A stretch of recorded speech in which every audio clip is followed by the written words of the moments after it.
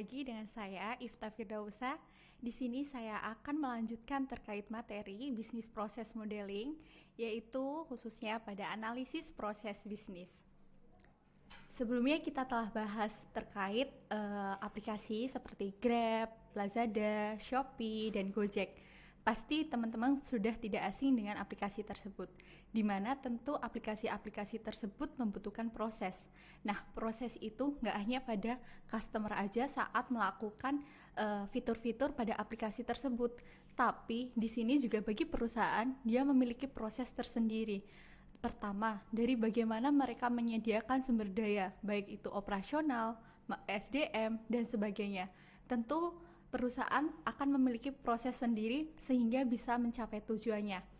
Nah, kemudian seperti kita ambil Shopee, di mana dia juga perlu memilih siapa sih stakeholder yang mereka butuhkan dalam memberikan distribusi produk itu, di mana Shopee itu merupakan e-commerce yang menyediakan layanan untuk kita melakukan belanja. Nah, tentu kita perlu tahu nih, siapa sih stakeholder yang cukup atau memang dibutuhkan dalam mendistribusikan, baik itu dalam produknya, yaitu kita perlu memilih penjualnya, dan siapa sih yang bisa mendaftar pada Shopee itu, kemudian di mana kurir, dan sampai kepada pelanggan. Nah, nanti di kelas kita akan melakukan diskusi terkait bagaimana kita akan melakukan sebuah proses atau menganalisis sebuah proses suatu bisnis, dan kita akan mengantarkan bagaimana sih sampai pada kepuasan suatu konsumen tersebut. Kemudian di sini sebenarnya proses bisnis itu tuh rangkaian aktivitas atau usaha yang dilakukan secara terstruktur dan berkaitan satu sama lain guna menghasilkan layanan maupun produk untuk konsumen. Ya, tentu pasti saat kita melakukan sebuah aktivitas dalam suatu bisnis itu tuh ada step by stepnya. Nah, step by step ini bisa dikatakan sebuah proses di mana step ini tuh mereka saling berkaitan, dan beberapa dari suatu perusahaan tentu memiliki suatu departemen-departemen tertentu untuk mensukseskan atau untuk mencapai tujuan dari perusahaan tersebut yang diinginkan. Tentu itu akan saling berinteraksi antara satu dengan yang lain. Nah, kemudian di sini kemarin telah diulas terkait departemen dan proses. Nah, kenapa itu departemen dan proses itu merupakan satu serangkaian? Karena manusia itu mulai mengkoordinasi tindakannya itu yang sangat kompleks, sehingga mereka membutuhkan koordinasi, sehingga timbullah suatu departemen dalam menjalankan suatu proses. Kemudian koordinasi ini yang bisa disebut dengan suatu perusahaan, mereka memiliki fokus yang utama untuk memenuhi permintaan dan melakukan tugas sesuai apa sih yang dibutuhkan dari sebuah pasar. Kemudian mereka akan melakukan untuk memenuhi itu atau dengan tujuan dari suatu organisasi tersebut. Nah, fokus dari tindakan adalah proses itu, yaitu tenaga kerja itu akan terbagi menjadikan dalam menjalankan tugasnya. Kemudian, namun tuh munculnya departemen ini tuh memiliki kompleksitas pekerjaan yang berkembang dengan jumlah pekerjaan yang bertambah. Kemudian dalam sebuah perusahaan tidak mungkin dijalankan sendiri karena pekerjaan terlalu kompleks itu, sehingga terjadinya pekerja yang dispesialisasikan. Kemudian langkah logisnya yaitu sehingga muncul bentuk departemen-departemen yang terdiri dari individu-individu. Seperti kita ambil contoh departemen SDM atau keuangan.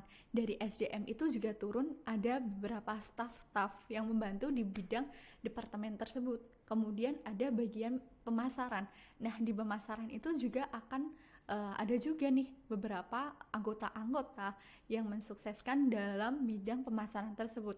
Yang mana antar departemen ini tentu sama-sama untuk menyukseskan apa sih yang menjadi tujuan dari sebuah perusahaan.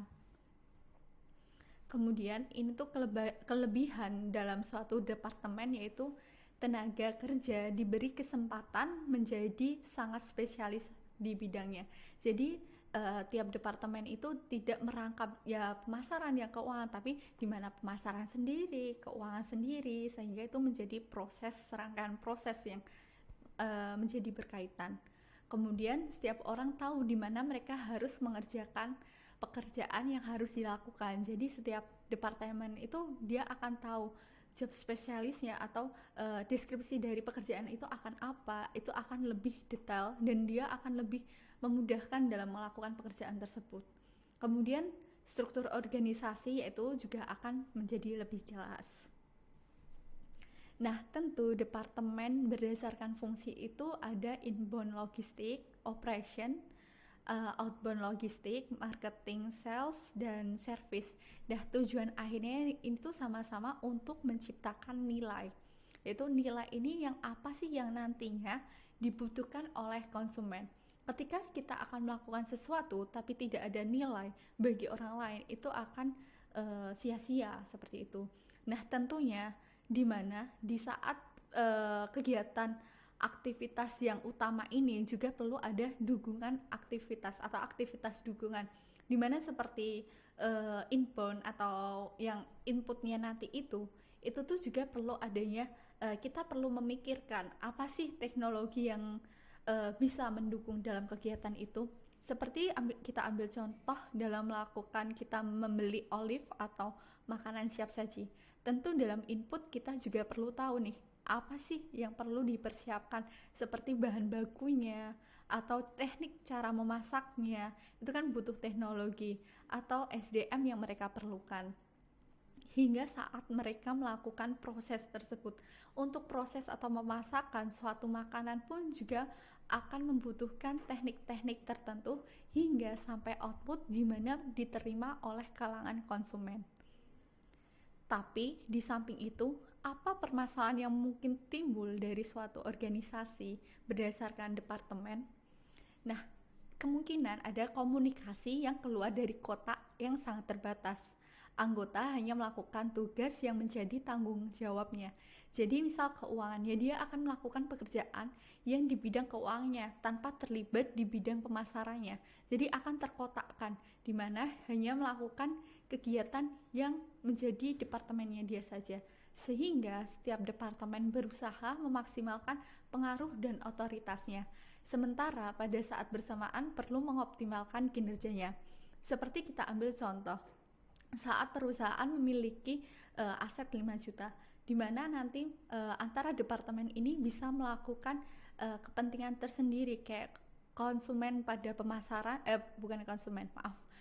dalam bidang pemasaran dia akan fokus bagaimana bisa sampai di tangan konsumen yang baik. Tapi bisa saja pada produksi dia akan bagaimana mengoptimalkan produk itu hingga memiliki kualitas yang baik. Nah, selengkapnya nanti pada pertemuan yang akan mendatang ataupun di kelas kita akan mencoba memainkan role play yaitu terkait fungsional silo, di mana ini juga ada keterkaitan terkait bagaimana bisnis proses tersebut menjadi suatu permasalahan dalam suatu perusahaan. Nah, tapi sebenarnya saya di sini akan menjelaskan secara general yaitu apa sih sebenarnya fungsional silos. Yaitu silo adalah sebuah sistem yang memisahkan jenis-jenis karyawan yang berbeda, biasanya berdasarkan departemen atau tempat mereka bekerja, sehingga antara departemen satu dengan departemen yang lain itu tuh memiliki jenis-jenis yang berbeda pada karyawannya, sehingga itu ada suatu permasalahan lagi yang nantinya menjadi konflik, sehingga ada dampaknya yaitu menghalangi kolaborasi atau kurangnya kepercayaan. Nah, ini sekian saya jelaskan terkait proses bisnis. Semoga kita bisa ketemu lagi dengan materi yang lebih baru lagi. Sekian dari saya dan terima kasih.